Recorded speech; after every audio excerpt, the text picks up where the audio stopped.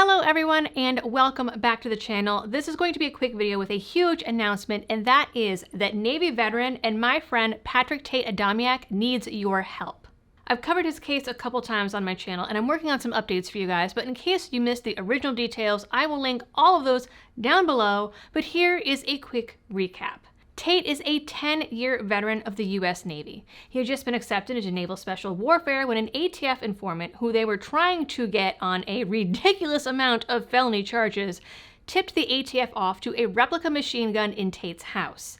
Tate, who collected military memorabilia in hopes of opening a museum someday with his dad, had dummy RPGs, a toy Sten, and had a side hustle of selling legal gun parts on Gunbroker.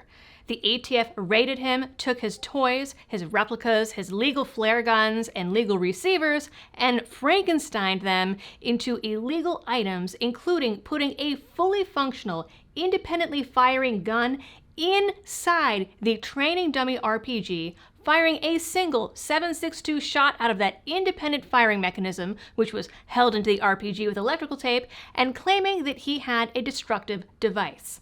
The entire trial was a sham, with his expert witness, a former ATF bigwig Dan O'Kelly, being unable to testify, and the ATF submitting lab reports stating that semi-autos were machine guns, dummy grenade paperweights were the real thing, and even pictures of ATF agents posing with air rifles labeled as machine guns in evidence. As a result, and despite the judge even admitting his so-called destructive devices did not have all the parts to legally be considered destructive devices, sentenced him to 20 years in federal prison.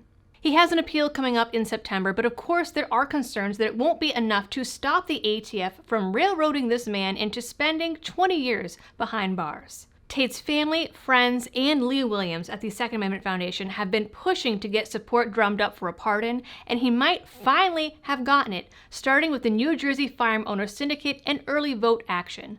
I know that this is short notice for you guys, but if anyone is local to New Jersey and cares about our rights, because if this can happen to Tate, then it can happen to anyone, then I am asking for you to head on down to the Gun for Hire range in Woodland Park, New Jersey on Saturday from 10 a.m. to 2 p.m. to sign the petition to try and get Tate a pardon. If you can't make it, both organizations say that they're trying to hold other events to get signatures and try and get Tate's case in front of Trump and the pardon czar, Alice Maria Johnson. They're even planning a rally outside FCI Fort Dix in September where Tate is being held. Tate's dream is to regain his freedom and go back to the Navy. The case against him had seemed so weak before ATF lies that the DoD didn't even discharge him for trial. They merely placed him on paid leave and he was never dishonorably discharged. So with a pardon, he could do exactly that. He could get out, go back into the Navy, and go back to becoming a Navy SEAL. So if you aren't close enough to New Jersey to get to the event, please at least consider giving his website a peep, donating to the Give, Send, Go, following the Freedom for Tate Twitter, or sharing his case. We've seen the power that gun owners can have when we make enough noise together, so I am asking you all to please make some noise for Tate. And if you are a fellow YouTuber watching this, y'all know that I am one of these small fish in this pond. So if you could take a couple minutes and share his story, share his case, make a video of your own, this is a chance to make a huge difference in someone's life and help bring this guy home. You guys know the drill for all of the algorithm things. Please do them, especially on this video.